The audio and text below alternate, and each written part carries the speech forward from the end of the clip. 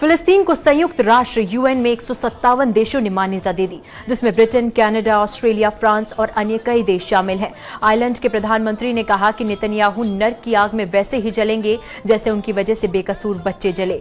UK के विदेश मंत्री ने कहा कि गजा में हो रहा जुल्म नाकाबिले बर्दाश्त है। यूएन वही जगह है जहां नेतन्याहू अब सभी देशों को अपना दुश्मन मान रहे हैं।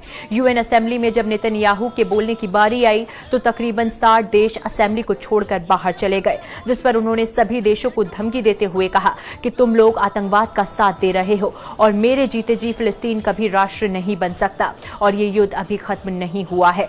इजराइल के ग्रेटर इजराइल का सपना पूरा होगा। नेतन्याहू अब तक गजा में 66,000 लोगों को मौत के घाट उतार चुके हैं, जिस पर उन्होंने कहा कि उन्होंने आतंक को खत्म किया है, जिस पर तुर्की के राष्ट्रपति रजब तैयब एर्दोगन ने नेतन्याहू को गजा का कसाई, वक्त का हिटलर, युद्ध अपराधी और वॉर क्रिमिनल करार दिया और इजराइल पर West Bank, Syria, Iran, Yemen, Lebanon और कतर पर किए हमलों को वॉर क्राइम और गलत ठहराया।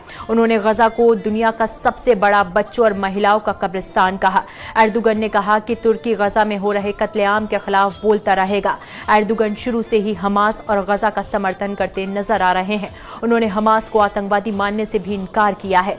ईरान के राष्ट्रपति मसूद पेज़ेश्कियन ने यूएन में अपने भाषण में एक किताब दिखाई जिसका कवर था किल्ड बाय इजराइल, यानी वो किताब जिसमें इजराइल के हाथों मारे गए बेकसूर लोगों की कहानी और दर्द बयां किया हुआ था।